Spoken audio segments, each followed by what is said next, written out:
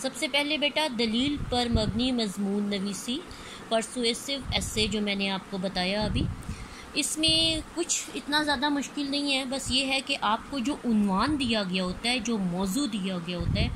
اس سے آپ نے یا اتفاق اور اختلاف دونوں باتیں لکھنی ہوتی ہیں۔ آپ نے دونوں بتانا ہوتا ہے کہ یہ اس کی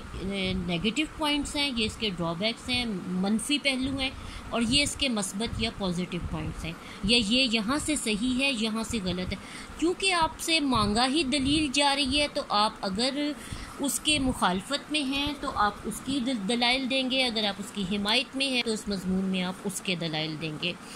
اور جو اپنی رائے ہے اس کو آپ دلائل کے ساتھ ثابت کریں گے کہ ہاں جو میں کہہ رہی ہوں وہ صحیح ہے۔ اچھا، سب سے بڑی بات یہ کہ اپنا جو آپ سوچ بیان کر رہی ہیں، جو آپ کا پوائنٹ آف ویو ہے بیٹا، اس کو بالکل واضح دو ٹوک کلیئر کٹ ہونا چاہیے، اس میں کوئی شک والی بات نہیں ہونا چاہیے، ہاں شاید اگر ایسا ہو جاتا تو میرے خیال میں نہیں، یہ بالکل آپ نے اس میں کوئی ایسی بات نہیں کرنی۔ آپ سے دلیل، لاجک، اسی کی ایک قسم جو ہے وہ تقریر نویسی آتی ہے بیٹا، اسی کی ایک قسم تقریر نویسی میں آ جاتی ہے۔ تقریر میں جو ہم لکھ رہے ہوتے ہیں نا، وہ ہمارا دلیل پر مبنی مضمون ہوتا ہے، ٹھیک ہے نا۔ اور اب جیسے اس کی ایک مثال میں آپ کو مختصر دے رہی ہوں، آپ کو ایک عنوان دیا جا رہا ہے کہ صحت مند زندگی کے لیے متوازن خوراک اور ورزش لازم و ملزوم ہیں۔ عام طور پر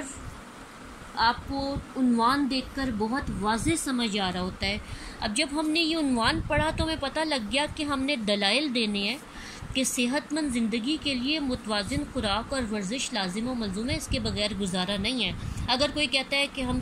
ویسے بھی جو مرضی کھا لیں، جیسے مرضی کر لیں، ایکسرسائز نہ کریں، ورزش نہ کریں، ہم پھر بھی صحیح رہ سکتے ہیں، تو ایسا نہیں ہے۔ ہمیں یہ ثابت کرنا ہے، اور اس میں اس چیز کا خیال رکھے ہوتے ہیں، ہمیشہ کوئی بھی آپ ایسے لکھ رہے ہیں بیٹا، کوئی بھی آپ مضمون لکھ رہے ہیں، آپ نے اس میں ایک چیز کا خیال رکھنا ہے، آپ جس پوائنٹ کا پہلے مثبت پہلو بیان کر رہے ہیں، اسی کا آپ نے منفی بھی کرنا ہے، تو ایک پوائنٹ کے مثبت اور منفی دونوں پہلو بیان کر کے آپ اس کو وہیں کلیئر کریں۔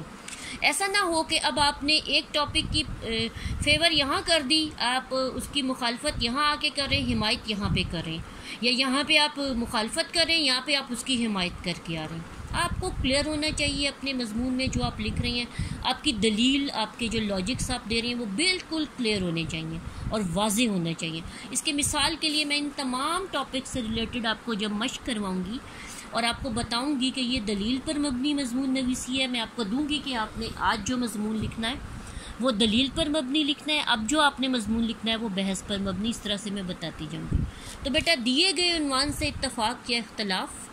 اپنی رائے کو دلائل کے ساتھ، دلیلوں کے ساتھ ثابت کرنا، اپنا موقف واضح رکھنا ہے، شک والی کوئی بات نہیں کرنی۔ مثال ہم نے آپ کے سامنے رکھ دیا، یہ تھی ہماری دلیل پر مبنی مضمون نویسی کی پہلی قسم۔